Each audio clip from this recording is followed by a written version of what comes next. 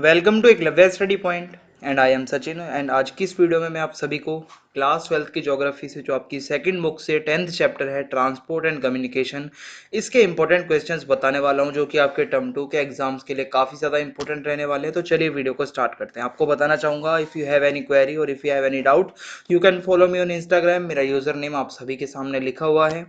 और Telegram group को join करने के लिए क्लास 12 ESP न्यू ग्रुप आपको सर्च मारना है और आप हमारे टेलीग्राम ग्रुप से ज्वाइन हो पाएंगे। वेबसाइट पे आपको नोट्स प्रोवाइड करवा दिए जाते हैं सभी सब्जेक्ट्स के। तो www.eklavyastudypoint.com हमारी वेबसाइट है। आप वेबसाइट को ज़रूर विजिट करें। तो सबसे पहले मैं इसके क्वेश्चन आंसर करवाने से पहले आपको एक छोटा सा जो आपके सामने ये डायग्राम दिखाई दे रहा है इसको समझाना चाहता हूँ कि एक तो ये देखिए, मीन्स ऑफ ट्रांसपोर्ट में हम सभी जानते हैं लैंड ट्रांसपोर्ट आता है जिसमें रोड, रेलवेज, पाइपलाइन आती हैं। वाटर ट्रांसपोर्ट के अंदर इनलैंड वाटरवेज और इंटरनेशनल वाटरवेज आ जाएंगे। एयर ट्रांसपोर्ट में नेशनल और इंटरनेशनल, ठीक है। तो इसको नेशनल को डोमेस्टिक भी सॉरी हम कहते हैं, और इंटरनेशनल यानी कि जब हम किसी दूसरे देश में जाते हैं। कम्युनिकेशन की बात करें अगर हम, तो पर्सनल कम्युनिकेशन होता है जैसे कि letter, telephone, telegram, fax, email, internet. Mass communication होता है जिसमें ज़्यादा से ज़्यादा लोगों को इन्फॉर्मेशन पहुंचती है। Radio, television, cinema, satellite, newspaper, magazine, conference, books. Okay, तो मेक श्योर आप सभी को ये सब चीज़ें पता हों पहले से, और हमने फर्स्ट बुक में भी पढ़ी हैं। तो अब हम इंपॉर्टेंट क्वेश्चन आंसर देखते हैं। When was the Konkan Railway built? Give a detailed description. So, the Indian Konkan Railway was constructed in 1998. इसके मेन फीचर्स की बात करें तो this rail route connects Roha, ठीक है, Maharashtra to Mangalore in Karnataka. It is 760 kilometre long. This railroad crosses 146 rivers and streams and 2000 bridges and 91 tunnels. Asia's longest tunnel lies on this route, ठीक है, वो भी यहीं पे है। This project includes the states of Karnataka, Goa and Maharashtra. So बहुत simple सा है, ये आपकी बुक में भी दिया हुआ है कि 760 किलोमीटर लंबा रूट है, 1998 में इसको बनाया गया, ठीक है। और इट क्रॉसेज 146 रिवर्स, स्ट्रीम्स, ये सब चीज़ें मैंने आपको बता दी हैं, ठीक है। अब आगे देखते हैं what are the main problems of Indian railways. Indian railway की मेन प्रॉब्लम है, Indian railways is plagued with many problems. The railway lines are not high standard, accidents are frequent, many people travel without tickets, by बड़ी common problem. Railway lines are not enough. Electrification of railway lines is not yet done properly. The signal system also is not very efficient.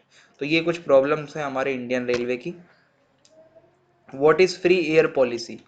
So government started the free air policy in 1992 to help Indian exporters and to make their shipments competitive. According to this policy, any cargo plane belonging to the Organization of Foreign Exporters can enter the Indian territory. This policy encouraged foreign export through airline transport. तो बहुत ही ज़्यादा एक तरीके से इसमें खुलापन सा आ जाता है कि जब ये कोई भी अगर दिक्कत ना हो, कोई भी अगर आ सकता है तो बहुत अच्छी बात है। Describe any 3 benefits of satellite communication.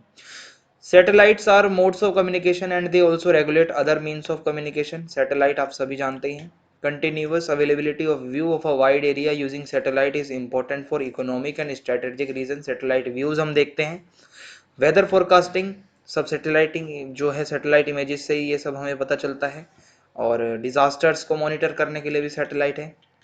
Satellites are also very important to guard the border areas. Border areas में भी निगरानी रखने के लिए सैटेलाइट्स ही यूज होती हैं।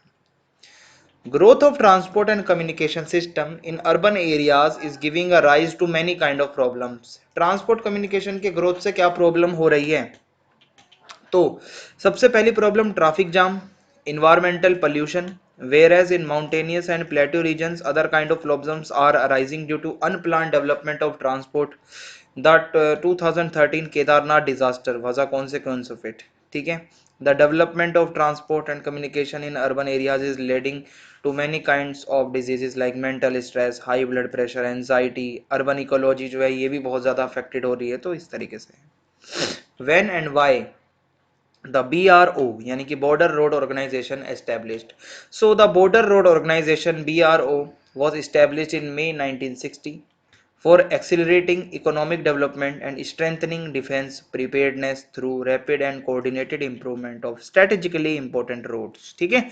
इन सभी जो रोड्स को इम्प्रूव करने के लिए जो कि स्ट्रेटेजिकली काफ़ी इंपॉर्टेंट है उसके लिए ये बनाया गया। along the northern and northeastern boundary of the country. It is a premier multi-faceted construction agency. It has constructed roads in high altitude mountainous terrain joining Chandigarh with Manali, yani Himachal Pradesh, and Leh, Ladakh. This road runs at an average altitude of 4,270 meters above the mean sea level. तो आप देख सकते हैं कितने ऊंचे ऊंचे जगह पे जाके भाई ये लोग रोड बनाते हैं और स्ट्रेटेजिकली काफ़ी इंपॉर्टेंट है। हमारी आर्मी भी इन रोड का इस्तेमाल करती है, तो काफ़ी ज़्यादा इंपॉर्टेंस है इनकी। Railways have a profound contribution in the economic progress of the country. ठीक है, बहुत ज़्यादा कंट्रीब्यूशन होता है भाई, क्योंकि one of the largest rail network हमारा इंडिया का है। It has major contribution in economic development, क्योंकि सबसे पहले तो भाई जो हमारे कोल के जो भी मतलब जो रिसोर्सेज हैं कोल, ये रेल से ही कैरी होता है, मालगाड़ी से। Most of the heavy materials are transported by railways. Rail also delivers finished goods to market, बना बनाया माल भी जाता है भाई। Goods imported from the other countries are also distributed within the country through the railway network. दूसरे देशों से जो इंपोर्ट होता है सामान का, वो भी रेलवे से और देश के और पार्ट्स में जाता है। Replacement of coal-fired steam locomotives have proved beneficial for the environment। पहले क्या होता था भाई, ये जो पहले वाला जो था काफ़ी ज़्यादा प्रदूषण मतलब पॉल्यूशन वाला जो था, ठीक है, हमारा जो जो इंजन था, ठीक है, अब जो है काफ़ी ज़्यादा इसमें इम्प्रूवमेंट हुई है, जिससे कि काफ़ी ज़्यादा एनवायरनमेंट के लिए भी अच्छा है। In this way, railways help in transportation of passengers and goods from far and wide places and hence help in the development of industry and agricultural sector। क्योंकि फसलों को भी एक जगह से दूसरी जगह ले जाना, सामान को एक जगह से दूसरी जगह ले जाना, इंडस्ट्रियल गुड्स को एक पार्ट से दूसरे पार्ट में ले जाना, तो रेलवेज बहुत ज़्यादा इंपॉर्टेंट होते हैं। Write the characteristics of pipeline transport. Pipeline transport, it can be easily laid on any type of surface, हम पहले भी पढ़ चुके हैं। It is cheaper to use for a long time, saves time, does not lead to pollution, useful for transportation of liquid and gaseous substance. ठीक है, liquid gas वगैरह के लिए सबसे बढ़िया है। Name the major important international airports of India. Delhi के अंदर है Indira Gandhi national international airport, Mumbai में है नेताजी सुभाष चंद्र बोस एयरपोर्ट, चेन्नई का मीनावक्कम इंटरनेशनल एयरपोर्ट, अमृतसर का श्री गुरु रामदास जी इंटरनेशनल एयरपोर्ट, तिरुवनंतपुरम का जो है तिरुवनंतपुरम इंटरनेशनल एयरपोर्ट। तो ये हो जाएगा। Why road transport is considered more useful in comparison to other modes of transport? So first of all, roads can be constructed in undulating topography, कहीं भी बनाया जा सकता है भाई ने। Roads provide door to door service, एक door से दूसरे डोर, एक गली से दूसरी गली के लिए रोड ही हमें लेके जाते हैं भाई, रेल तो आप लेके जाओगे नहीं, ना ही helicopter. Road transport act as feeder transport to other modes of transport. अगर आपको एयरपोर्ट तक जाना है तो भी आप रोड से जाओगे भाई, आपके पास कोई हेलीकॉप्टर तो है नहीं, आप घर से बैठोगे और उड़ के सीधा आप एयरपोर्ट पहुंच जाओगे। या रेलवे स्टेशन तक भी जाना है तो रोड से ही तो जाओगे। और perishable items can be easily transported through road transport. जो आइटम्स खराब हो सकती हैं, दूध जैसी और भी बहुत कुछ चीजें होती हैं, डेयरी प्रोडक्ट्स, वो आप रोड से ही तो लेके जाओगे। Road transport is convenient for small distance travel.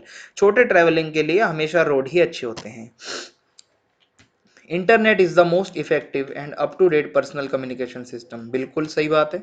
सो ये इस तरीके से भी आ सकता है कि which is the most efficient and effective communication system in India. So internet है, क्योंकि ऑल जितने भी डाटा आपको सर्च मारने हैं भाई, आप इंटरनेट पे सर्च मार लो, आपको मिल जाएंगे, सारी इंफॉर्मेशन मिल जाएगी हर टॉपिक की। It is widely used in urban areas. It provides accessibility to information at a lower cost. घर बैठे बैठे कितनी भी इंफॉर्मेशन ले लो। It has maximum usage for e commerce and electronic transactions. और detailed information can be received through email. Email आप कर सकते हो, वन क्लिक में आपका सारा जो खत है जो लिखा हुआ सब चला जाएगा। ठीक है। Which two types of roads are included in the other category of roads? एक तो border roads हो जाएंगे। The Border Road Organization BRO was established in 1960 for accelerating, ये मैंने आपको बता दिया है। ठीक है। और इंटरनेशनल रोड्स की बात करें, the international highways are meant to promote the harmonious relationship with the neighboring countries by providing effective links with India। जैसे नेपाल की तरफ जो रोड जाते हैं, ठीक है, इसी तरीके से जो हमारे नेबरिंग कंट्रीज है उसकी तरफ जो रोड जाते हैं, ये दो टाइप्स के रोड होते हैं हमारे। ठीक है, कैटेगरी में दो हैं, बॉर्डर रोड्स और international roads. Indian rail network facilitates the movement of freight and passengers and also contributes to the economic development of India. इस तरीके का क्वेश्चन अभी पहले भी मैंने आपको करवाया है, लेकिन एक बार दोबारा बता देता हूँ. A comprehensive program was stated to convert meter and narrow gauge into broad gauge. जो रेलवे की पटरी की चौड़ाई है उसको और बढ़ाया गया. Steam locomotives were replaced by diesel and electric locomotives. As trains speed increased, its carrying capacity also increased. Rail की जो स्पीड है वो बढ़ी है तो कैरिंग कैपेसिटी भी बढ़ाई गई. Metro trains was started. Railways were extended on other states also. Construction of the Konkan Railway was a big achievement of Indian Railway. Railway reservation was computerised, सब कुछ आप वन क्लिक से कर सकते हो. Other facilities were also enhance. काफी ज्यादा change आया है रेलवे के अंदर, तो ये हो जाएगा. Road distribution is not uniform in India. Confirm the statement with appropriate arguments. तो कुछ फैक्टर्स होते हैं कि ये जो अनइवन डिस्ट्रीब्यूशन है रोडवेज का, इसके लिए टोपोग्राफी जैसे माउंटेन, प्लेट्यू, प्लेन, डेजर्ट, ये हर जगह पे अलग अलग रोड होते हैं. Economic development, agricultural development, industrial development, population distribution, high, medium, low population, ठीक है, गवर्नमेंट पॉलिसीज, क्लाइमेट, इन सब पे डिपेंड करता है कि रोड डिस्ट्रीब्यूशन कैसा होगा उस एरिया का. ठीक है, फिर है analyse the role of inland waterways authority of India. Why inland waterways are an important mode of transport. Inland waterways क्यों इंपॉर्टेंट है?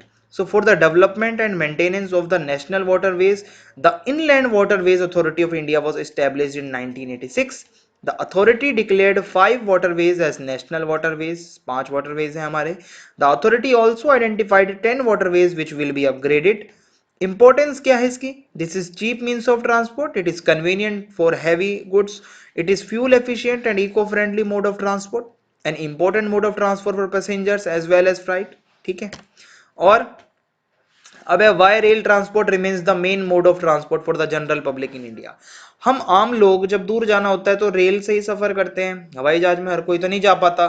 तो एक तो इंडियन रेलवे का नेटवर्क बहुत बड़ा है और it contributes to smooth transportation of goods and passenger transport. आप इसमें सवारी भी जा सकते हो, मालगाड़ी भी होती है. It contributes to the economic growth of the country. इससे इकोनॉमिकली भी फायदा होता है रेलवे से. It performs the unique task of bringing together the people of diverse culture. जो अलग अलग कल्चर के लोग हैं, साउथ इंडिया के, नॉर्थ इंडिया के लोगों से मिलते हैं. कैसे? रेलवे से ही मिलते हैं. रेल में वो लोग जाते हैं वहां पे अपने इतने दूर तक. सो कल्चर्स को भी मिलाती है railway. Indian Railways connects the country with north to south and west to east. Okay, it is a cheap mode of transport. India's road network is one of the largest in the world. Confirm the statement. So the total length of roads in India is 54.8 lakh kilometer.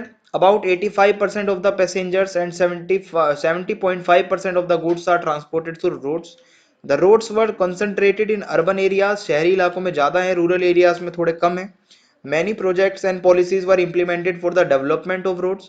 Under the Pradhan Mantri Gram Sadak Yojana, rural roads were connected with other roads. ये आप सभी जानते होंगे. Several super expressways were constructed. और इस तरीके से है. Analyze the importance of water transport in India and the reason for its low popularity. Water transport is an important means of transport in India. In context of the statement, explain the importance of water resources. ये इस तरीके से भी आ सकता है कि waterways in India is an important mode of transport passengers and goods. ठीक है, explain with examples. तो क्या है? एक तो ये cheapest mode of transport है, बेस्ट सूटेड है ट्रांसपोर्टिंग अगर हम हैवी मटेरियल्स करना चाहें.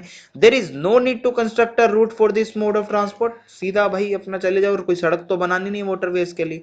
It is surrounded by water from 3 sides and has long coast line. India की कोस्ट लाइन वैसे ही बहुत लॉन्ग है भाई. और it is a fuel efficient and eco friendly mode of transport.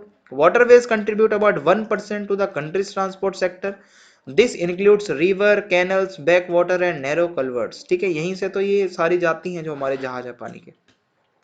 Reasons for declining popularity of water transport. पहला है competition from railway. Railway ने इतना कंपटीशन दिया है वो दिया है कि वाटरवेज का यूज अब धीरे धीरे कम हो रहा है. Improper maintenance of waterways. Maintenance इतनी ज्यादा सही नहीं हो रही है. Diversion of water for irrigational needs. और पानी का लेवल भी जब कम होगा तो कैसे भाई इस पे चलेगा कुछ, तो ये हो जाएगा. Pipelines are efficient and useful mode of transport. Explain the statement. तो इसका आंसर होगा solid material can be converted into slurry. and it can be transported through pipelines. ठीक है, oil is transported to oil refineries and fertilizer units for further processing through pipelines. In the western part of the country, Ankleshwar Koyali pipeline, Mumbai High and Koyali pipeline and Hazira and Vijaypur pipelines were laid. ठीक है, ये बहुत ही ज़्यादा famous है HVP. ठीक है, a pipeline from Gujarat to Mathura has been laid. This is a safe mode of transport. तो ये हो जाएगा. Write down the characteristics of national highways. Explain any 5 characteristics of national highways in India. So first of all, these national highways are constructed and maintained by the central government, National Highway Authority of India, NHAI. These national highways are used for international travel and to deliver or transport defense material to the bordering areas. National highways का use इसीलिए होता है. These roads connect the capital of states and important towns, ports and railway junctions. In 2008 to 9, the total length of national highways was लगभग 70,934 kilometre. ठीक है, these roads cover 1.67% of the total length of the country. NHAI यानी कि national highway authority of India is responsible for the maintenance of these highways. इनकी maintenance की जिम्मेदारी NHAI की है. Which are the different railway gauges in India? So on the basis of the width of the track, जितनी चौड़ाई होती है track की, रेलवे ट्रैक की, ठीक है, उस हिसाब से इसको तीन उसमें हम पार्ट्स में डिवाइड करते हैं. पहला है ब्रॉड गॉज. इसमें डिस्टेंस जो होता है, ठीक है, बिटवीन द मतलब जो ये है पटरी है, इसका ये होगा 1.676 मीटर. और the total length of broad gauge lines was लगभग 60,510 किलोमीटर इन मार्च 2016. फिर आता है मीटर गॉज. इसमें क्या होता है, the distance between rails is 1 metre. ठीक है, ये दोनों के बीच का जो डिस्टेंस है वो 1 मीटर होता है. और ऐसे की लगभग जो लेंथ है वो हमारे पूरे टोटल कितनी है, लगभग 3,880 किलोमीटर मार्च तक. नैरो गॉज की बात करें तो ये थोड़ा 1 मीटर से भी कम हो जाता है. ठीक है, इसमें क्या है कि 0.762 मीटर होता है या 0.610 मीटर हो सकता है. और ऐसे जो हैं इनकी लगभग जो लेंथ है हमारे यहाँ पे वो है 2,297 किलोमीटर इन मार्च. ठीक है, तो मार्च तक का डाटा है, ये पूरा डेटा है. And it is generally confined to hilly areas. Hilly areas में क्या होता है, थोड़ा सा जो पटरी की दूरी है वो थोड़ी थोड़ी कम हो जाती है, जगह ज़्यादा नहीं होती इसलिए. कुछ बॉक्स आपको बता रहा हूँ, इंपॉर्टेंट है, इसको ध्यान से सुनना. National highways development projects. तो NHAI के कुछ प्रोजेक्ट्स हैं. पहला है गोल्डन क्वाड्रिलेटेरियल.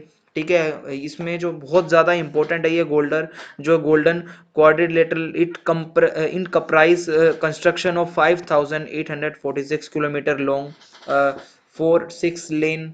ठीक है, लगभग इतनी तो इनको ये बनानी है. High density traffic corridor to connect India's 4 big metro cities Delhi, Mumbai, Chennai, Kolkata. ठीक है, इनको कनेक्ट करने के लिए. So with the construction of golden quadrilateral, the time, distance and cost of movement among the mega cities of India will be considerably minimised. तो जब ये बन जाता है तो इससे बहुत ज़्यादा पैसा बचेगा. North south and east west corridors. So ये तो बात हो गई हमारी चार जो है हमारी मेगा सिटीज को जोड़ता है. अब नॉर्थ साउथ कॉरिडोर है जो ऊपर से नीचे, और ईस्ट वेस्ट कॉरिडोर है जो ईस्ट से वेस्ट हमें जो जोड़ता है कंट्री को. तो इसके अंदर नॉर्थ साउथ कॉरिडोर जो है श्रीनगर जम्मू से लेकर कन्याकुमारी तक.